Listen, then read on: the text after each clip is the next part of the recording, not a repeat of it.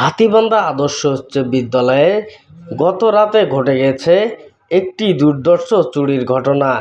এ ঘটনায় হাতীবান্ধা আদর্শ উচ্চ বিদ্যালয়ের ভারপ্রাপ্ত প্রধান শিক্ষক নুরুল ইসলাম মিঠুল জানান, পরিকল্পিতভাবে যারা আদর্শ স্কুলের উন্নয়ন চায় না, যারা আদর্শ স্কুলের অগ্রগতিকে বাধাগ্রস্ত সৃষ্টি করতে চায়, তারাই গত রাতে পরিকল্পিতভাবে আদর্শ স্কুলের তালা ভেঙে দুর্ধর্ষ একটি চুরির ঘটনা ঘটিয়েছেন। এমনটি ইঙ্গিত করে হাতীবান্ধা আদর্শ উচ্চ বিদ্যালয়ে এ চুরির ঘটনা ঘটে। এ চুরি যাওয়া মালামালগুলো হাতীবান্ধা দিঘির হাটের পাশের একটি প্রাইভেট কক্ষে পাওয়া যায়, এমনটিও বলেছেন হাতীবান্ধা আদর্শ উচ্চ বিদ্যালয়ের ভারপ্রাপ্ত প্রধান শিক্ষক নুরুল ইসলাম মিঠুল। আজকে সকাল 7টার দিকে আমার বিদ্যালয়ের শিক্ষক রবিউল ইসলাম সে আমাদের বিদ্যালয়ের চত্বরে আসলে সেখানে তিনি দেখতে পান যে আমাদের বিদ্যালয়ের অফিস কক্ষের দরজা খোলা। এটা দেখে তাৎক্ষণিকভাবে আমাকে ফোন করে আমি আবার আমার বিদ্যালয়ের কর্মচারী হাবিবুর রহমান আসাদ সহ Mirajul Salekin, Miraj sir, Mainuddin sir, Ramzan sir এদেরকে ইনফরমেশন দিয়ে বিদ্যালয়ে আসি। বিদ্যালয়ে এসে আমি দেখতে পাই যে আমার কক্ষের থাকা যে ল্যাপটপ ছিল, ডেস্কটপ এবং প্রিন্টার, রাউটার সবগুলোই খুলে নিচ্ছে। এমনকি ওই আলমারিতে থাকা কাগজপত্রাদিগুলো, গুরুত্বপূর্ণ কাগজপত্রাদি, সেগুলো তারা তছনছ করেছে।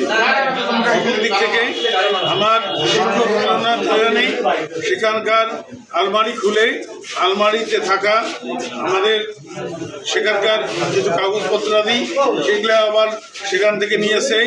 অপরদিক থেকে সেখানে একটা আমাদের সাউন্ড সিস্টেম ছিল দুইটা, সেই সাউন্ড সিস্টেম নিয়েছে।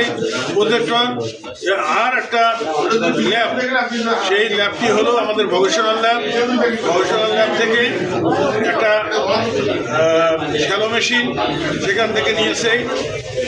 এমনকি তারা আমার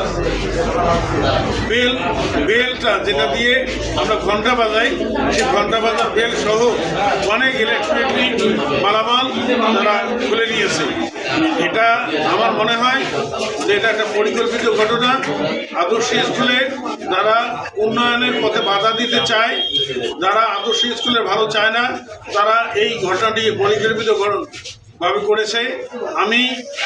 আমি আইন শৃঙ্খলা বাহিনীর কাছে করজোরে অনুরোধ জানাই যে আপনারা দয়া করে এটা তদন্ত সাপেক্ষে এটা দৃষ্টান্তমূলক শাস্তির আওতায় তাদেরকে নিয়ে আসুন, তারা যেন দৃষ্টান্তমূলক শাস্তি পায়। আচ্ছা, এই রুমে যে পেলেন এরা কারা রাখতে পারে বলে আপনার মনে হয়? এই রুমে যে রুমে আমাদের এই মালামালগুলো পাওয়া গেল, আমরা যখন ওই আদর্শ স্কুলে যখন চিন্তিত অবস্থায় কি করবো কি কর্তব্য বিমূঢ় হয়ে আসি, আমাদের বিদ্যালয়ের সভাপতি ইউনো স্যার তাকে আমরা ইনফর্ম করেছি, অফিসারকে জানাইতে বলছে, অফিসারকে আমরা জানাইছি। পুলিশ প্রশাসন আসার আগে আমরা ইনফরমেশন পাই, একজন বলে যে আমাদের মালামাল নাকি এই একটা রুমেই পাওয়া গেছে। সেই রুমটাতে এসে এই যে রুমে বর্তমানে আমি দাঁড়িয়ে আছি, এই রুমে একজন স্যার প্রাইভেট পড়ান। কি নাম? তার নাম হচ্ছে আলিফ স্যার।